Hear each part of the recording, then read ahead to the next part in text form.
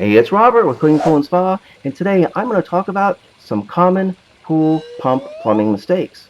And if you haven't already, please consider subscribing and clicking that like button. Alright, so one of the most common mistakes that I've seen when people are plumbing the pump pot is to install a flow restriction or fitting directly into the pump pot. Pump pots are designed to draw in water, and they need room for that. And when I say room, I mean a lot of room. Let's take a look at this diagram from Hayward. Many pump pots require a pipe of around 2 inches that you can see right here. Let's go ahead and read the notes section. It says it's recommended that a minimum length straight pipe shown in L, which is right here, is equivalent to 5 pipe size diameters to be used between the pump suction inlet and any plumbing fitting. Now this means that the minimum straight pipe length of this area needs to be at minimum 10 inches.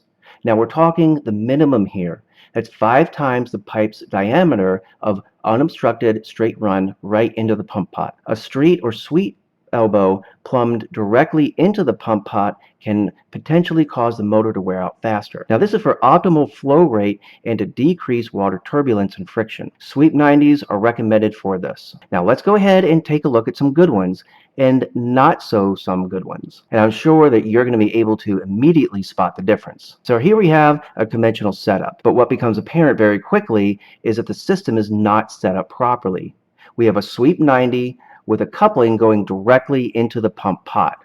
Now this creates a lot of water turbulence and friction and can cause the motor to work harder than it needs to, potentially causing it to wear out prematurely. If you come up here, we can see a repair that was poorly done with epoxy. Now it wasn't leaking at the time that I was there, but it was, and the owner tried to mask it by using epoxy and not repairing it correctly. And here's another system with the same issue. We have an elbow above and an elbow below with a coupling going right into the suction side of the pump pot. Now if you think this is less than 10 inches, you're right. Now with this one, we're getting a little better. We're not quite there yet, but we're getting a little better. We're making progress, and that's good. I took out my tape measure, and we have a little more room, about 8 inches or so, but still, this setup is causing the motor to work a little bit harder than it needs to. And we have a street 90 coming right off the straight pipe.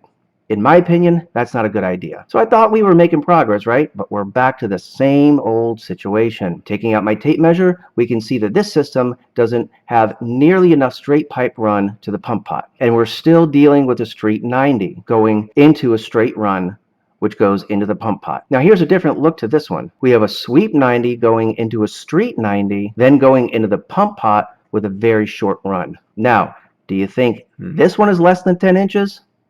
I'll just leave it for you just for a second or two. And the last one I want to show you is, oh dear heavenly days. Could it be that we have a 2-inch rigid pipe of at least 10 inches in length going directly into the suction side of the pump pot? Could it be? Well, we're just going to need to measure this to find out, aren't we? So let's go ahead and do it. Let's see if it's more than 10 inches. 5, 6, 7 inches. When will it stop? Yes, there it is. At least 12 inches of straight pipe run right to the pump pot. And not to mention a nice straight run coming off the pump pot with a beautiful sweep 90. So if your pump motor is acting up just a little bit, maybe now is a good time to check it out.